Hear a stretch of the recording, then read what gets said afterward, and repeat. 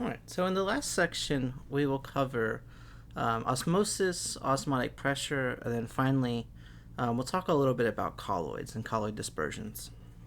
So, what exactly is osmosis? This is something you've probably heard before, maybe in biology. In high school, maybe you talked about this a little bit, but we're going to talk about it in terms of chemistry, which really isn't all that much different. So, osmosis is basically the net movement of solvent through a semipermeable membrane toward the solution with the greater solute concentration, or in other words, toward the solution with a lower solvent concentration. So in the diagram here, we have essentially a U-shaped tube, and both sides are filled with a liquid, and one side has a solute. Okay, so over time, if we allow this to sit, we have a semipermeable membrane in the center here, so blocking the two areas, which only allows the solvent to pass through. Okay, so it doesn't allow the solute to pass in this direction. It only allows the solvent to pass in either direction. So what will happen is if you allow this to reach equilibrium, the side that has the solute will actually raise in volume, so it'll also raise in height. And the reason it's doing this is it wants to essentially balance out the level of solvent on each side. Okay, so if you think about the right-hand side here, okay, so because we've put solute inside, you can think about it as essentially we've lowered the solvent concentration. And so in order to reach equilibrium again, some of the water, so in this case we're using solvent as a water as a solvent, some of the water will pass through the membrane so that the quote-unquote solvent concentrations are more equal on each side of the membrane. So basically raising the solvent concentration and lowering the solute concentration on the side with the solute. Okay, so that's it. So it's just the movement of the solvent, or the movement of the solution, towards the side that has the solute. And we see this in our bodies, in our red blood cells. So we can have isotonic, which means that the solute concentration inside and out of the cell are the same. So iso meaning one. Okay, so iso just meaning they're the same. Or we can have hypertonic, where the solute concentration is higher outside of the cell than inside of the cell. Okay, so if the solute concentration outside of the cell is the same as the inside of the cell, it's isotonic, and we just have a normal looking cell. Okay, but if the solute concentration outside of the cell is greater than inside the cell, it's hypertonic, and water will flow out of the cell, and we get what's called crenation. Okay, so sort of a crater type shape. Okay, so remember, the water will always flow in the direction that has a greater solute concentration. So if it's greater outside of the cell, water will flow out. Okay, we also have this similar situation with hypotonic. So if there's more solute inside of the cell than outside of the cell, then the water, or the solvent, in this case water, will flow into the cell, and it results in the cell being swollen. Okay, so hemolysis.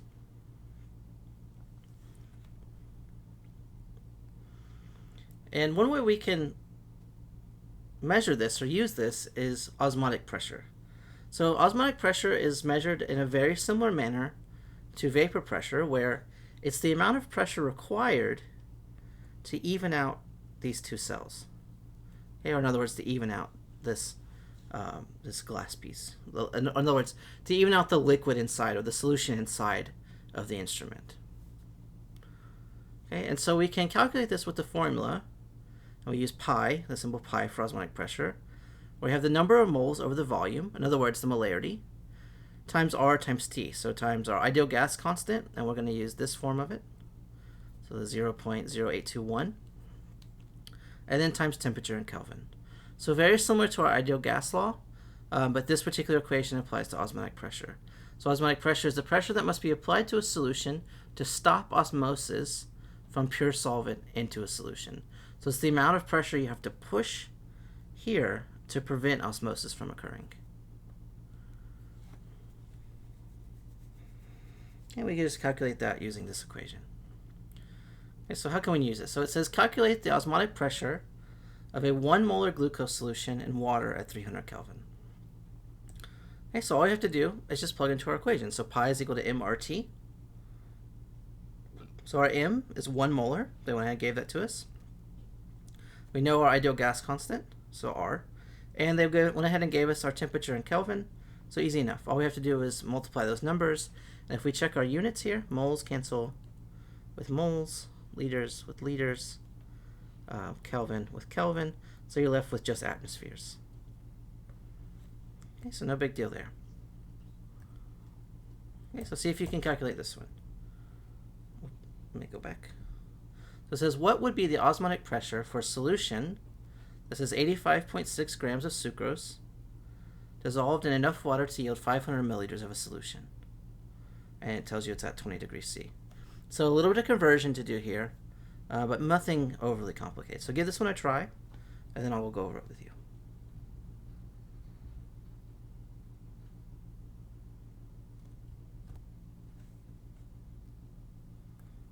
Okay, let's take a look at this one. So again, let's just write out what we know. So we're using sucrose. Oops, sucrose, not sucrose. As our solute. Okay, so they told us we have 342.30 grams per mole, and they gave us 85.6 grams of it. And they told us our total volume, so I'm going to write TV, is 500 milliliters. Okay, and then our temperature will be 20 degrees C. So a little bit of conversion to do. So the first step, let's convert our sucrose grams to moles of sucrose. Okay, and ultimately we want to know what's the osmotic pressure. So we'll say 85.6 grams, and I'll do just dimensional analysis like always. 342.30 grams per 1 mole. Okay, and this gives us 0.25 moles. Okay, and remember our equation here is pi is equal to N over V, in other words molarity, times R times T. Okay, so the only other thing we need to do is we need to convert our temperature to Kelvin. So we need to bring that with us. So we'll just say 20 degrees C plus 273.15 gives us, still hit the desktop there, 293.15 Kelvin. Okay, so now we have everything we need. We just need our R, which are our gas constants, what we know. Okay, so we'll say that pi is equal to the number of moles, 0.25 moles over our volume. So we need to convert our volume to liters because we're talking about molarity. Okay, so 0.500 liters, and that will be times our gas constant, so 0.0821, and the units are liter ATM over mole Kelvin. Okay, and then times what? Times our temperature. So times 293.15 Kelvin. Okay. Now all you have to do is just run that calculation, and that's it. So our osmotic pressure for this solution would be 12.03 atm. Okay. And that's it. That's our solution.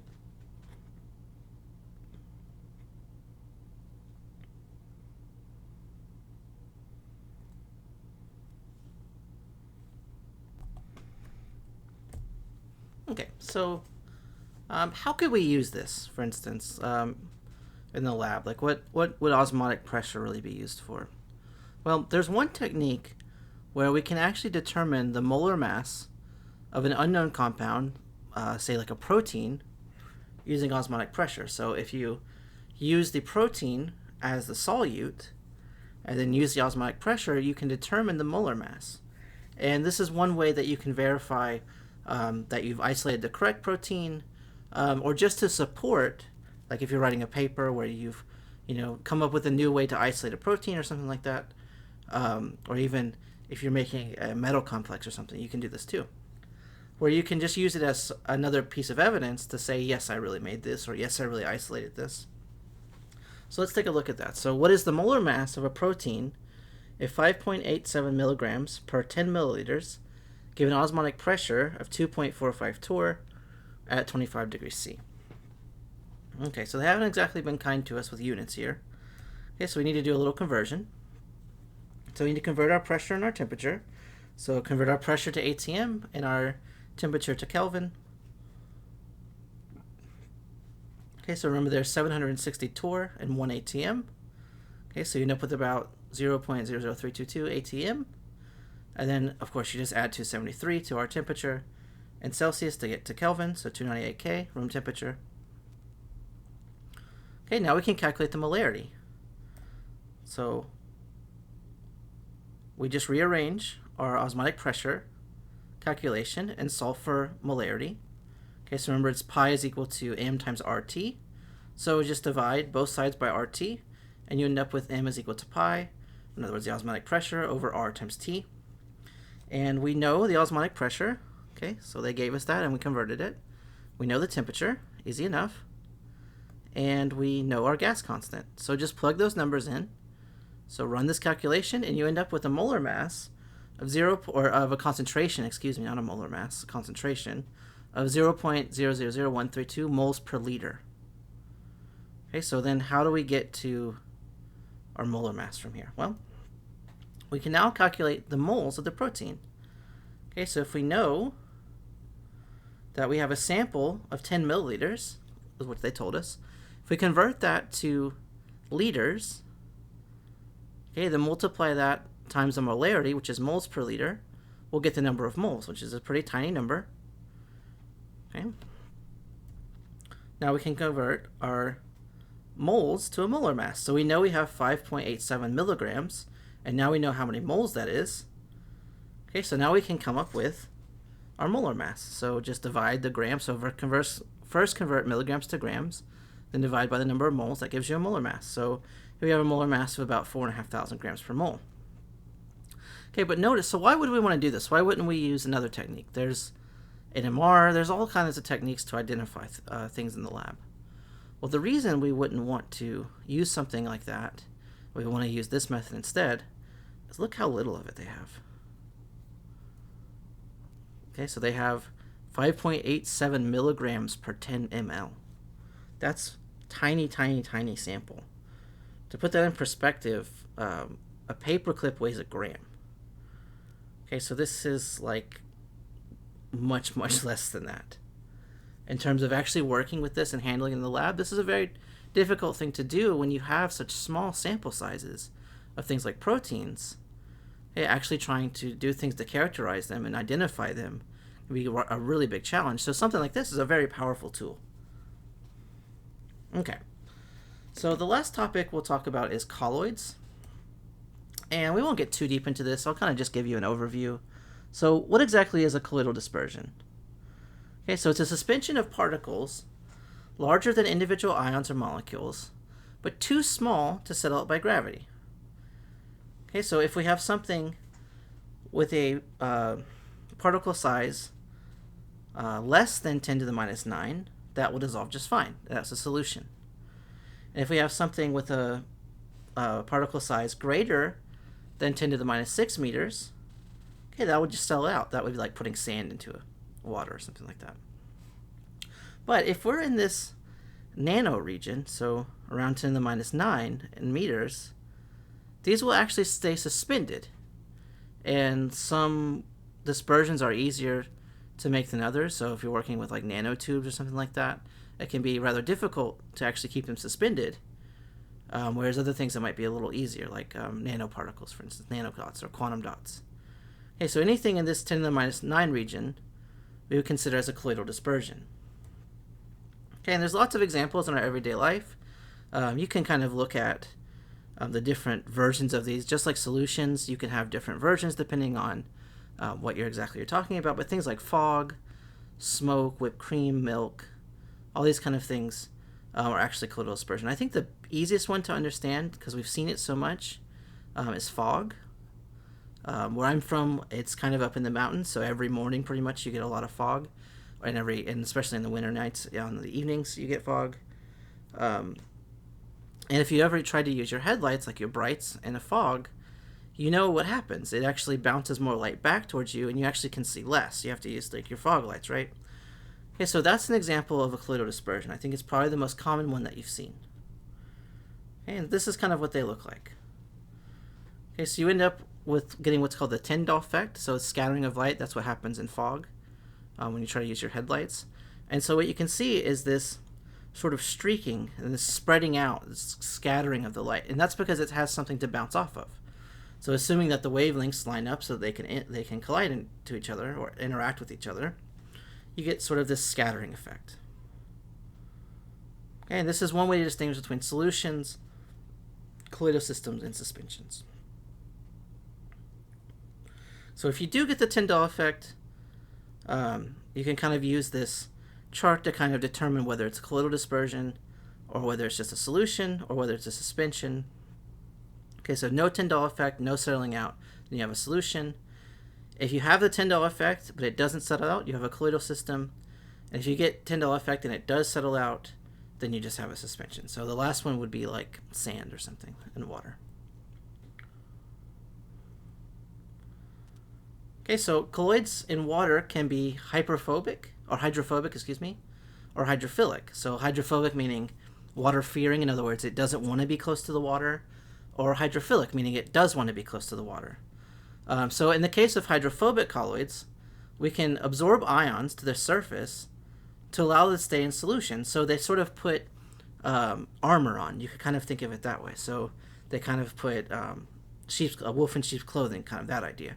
So they allow ions to collect around their outer region, out of their outer edge, and that sort of makes them look like they're polar, right? It makes them look like an ion. Okay, so that would be if something's hydrophobic. So something like oil, for instance, that doesn't like to dissolve in water. There's ways you can actually make it dissolve into water, or be dispersed into water, I should say. And this is kind of how this works. And if we take a look at the next one, so it says that colloids often adsorb, meaning it's just adhering or sticking to the surface. So it's not really absorbed or it's not dissolved, it's just sort of stuck there. Okay, so one way for the idea of putting something like oil into water is that we can use what's called an emulsion, or we can form an emulsion. Okay, so if we have hydrophobic colloids, can also be stabilized by hydrophilic groups on their surface, and this is called an emulsion. So a suspension of one liquid in another. So something like an oil, for instance. So here we have an oil droplet, and we have this molecule that has a hydrophobic end and a hydrophilic end. Okay, so this would be an example of something like a soap or detergent. Okay, where the hydrophobic end, so this end, will interact with the hydrophobic material, like the oil. And the hydrophilic end, so the polar end, usually these have a big nonpolar chain and then a little polar head at the top. Okay, so the polar part, the ionic part, will stick towards the water, so that's the hydrophilic part. And the hydrophobic part will go into the hydrophobic material. And this, again, it kind of gives it that armor effect where it can hide inside the water almost. You can kind of think of it that way. Okay, but it allows it to be suspended instead of just settling out. Okay, and this is one way that large biological molecules, such as proteins, work inside of our body. So when they're being transported, for instance, they'll fold into these configurations where their hydrophilic parts on the outside and the hydrophobic parts are sort of hidden within. Okay, and that will actually finish up the chapter. I know this was a long one. I tried to break it up into sections as best I could to make it a little easier to digest. So hopefully that helped you guys a little bit.